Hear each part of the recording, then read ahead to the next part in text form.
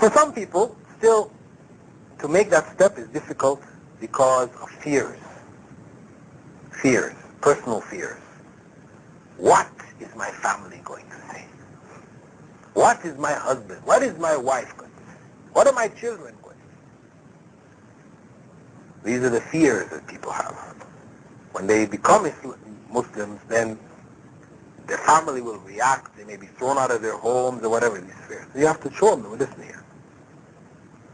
If you believe in God, that He is the one who has destined all things, the one who will protect you from harm, He is the only one you really should depend on, then you can't have these fears. These two things don't come together. Because if it means that you fear people more than you fear God, either you fear God truly, which is the form of worship, to fear God, or you fear human beings. And in fact, it means that you end up worshiping them.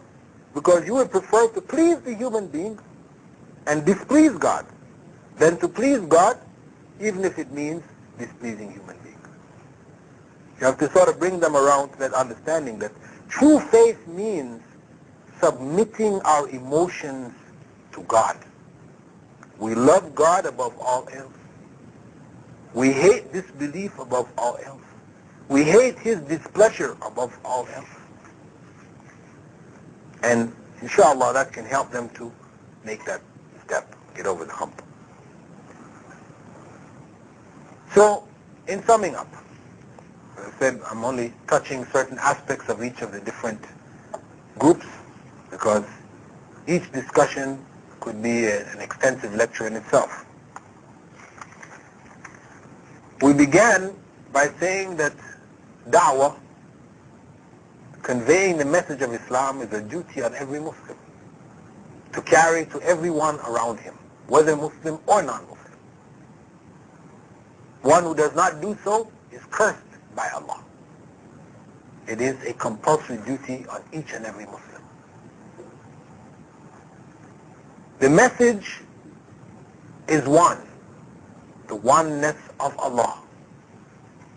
As Allah said in the Quran, وَلَقَدْ بَعَثْنَا فِي كُلِّ أُمَّةٍ رَسُولًا. We sent to every nation a messenger, and يَعْبُدُ اللَّهَ وَاجْتَنِبُ الطَّاغُوتِ, commanding them to worship Allah alone and to avoid the worship of false gods. That's the essence of the message. So that's what we have to get over. But we may have to use different means, because Allah said for us to call wisely. We have to understand the people that we are conveying that message to, so that we give them the suitable remedy for their disease, their spiritual sicknesses. We said that people are divided into two main groups: communists, capitalists, who make up the group of atheists, and the theists, divided into people of the scripture, Jews and Christians, and pagans. And each group has certain weaknesses which we need to identify. I mentioned them, I won't go back over them again. And we use them as a means of opening up the person to the Islamic view. And we said that it's very important for us to remember that we don't preach to people when we are trying to convey the word, but we're trying to teach them. And it involves listening. It involves sincerely trying to understand. And we should have that spirit of concern. Because if that concern is really there, people will feel it. If you have no concern and it's just you're supposed to tell the message, so you tell them the message, you go on, then people will feel that too. It won't attract them. It's important for us that we should really feel concerned. Because if Allah had not destined for us to be guided, we would not be guided. We have a job to do. An opportunity was given to us, a golden opportunity. And with that opportunity comes responsibility.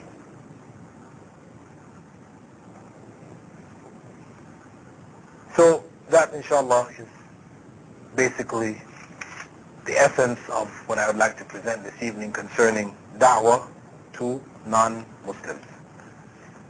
And as is our usual practice, I will now give you an opportunity to raise any questions you would like.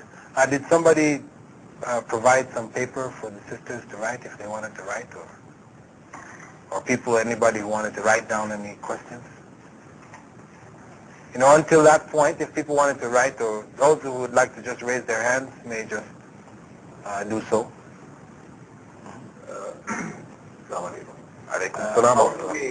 How do we convince the average Buddhist who believes in, they have rules of conduct, and they believe that if they don't follow the rules of conduct, they are punished by being born again in a different form. And that this type of rebirth will go on, this cycle will continue until they are able to overcome desire, which is the bottom of all their sins. Now, how do we as Muslims counter the argument? They say, yes, some people destined to be poor. Why does God, Allah, allow that to happen? Some people are born rich and they remain rich until the end of their life. Now, they explain it by saying, this man is poor, he must have done something wrong in his previous life. Therefore, he is condemned or doomed to be a life of poor existence. The other man is rich, perhaps he is a good man, maybe it is charitable deeds, and therefore he is enjoying his life. Now, how do we contrast the arguments, or how do we... Well, such a belief... Let's have your view. What's the Islamic view about rebirth? We know that there is no rebirth, but how do we convince them that there is no rebirth? Well, it is something which, if you believe in it, it's very difficult for somebody to convince you otherwise. Because it is something which you cannot prove or disprove, actually. You know? If you accept the idea that some of the ants who are walking around here were previous human beings in a previous life, that's what, how can I prove to you that this ant was not a human being in a previous life? You see, it's very difficult for you to prove this point. This is just a case of belief. But we could prove that the illogicality of their belief. Well, if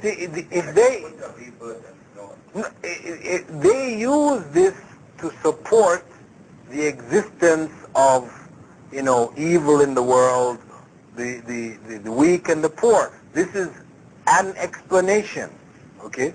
We have a different explanation. I mean, what I would say is that the basis of that explanation that you have, right, where did it come from?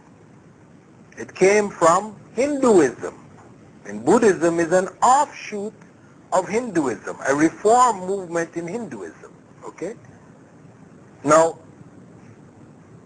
these original ideas, go back into Hinduism and see where these ideas lie.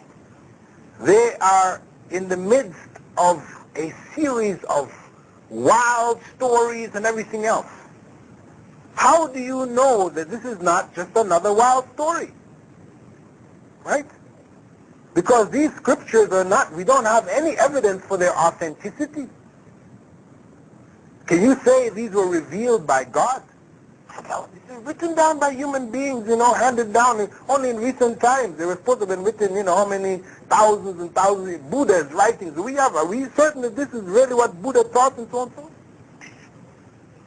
Authenticity of scripture. They have no authenticity of scripture. So this is your belief. Okay, well, the Japanese believe that everything came from an egg. They have some story about this egg, this primordial egg.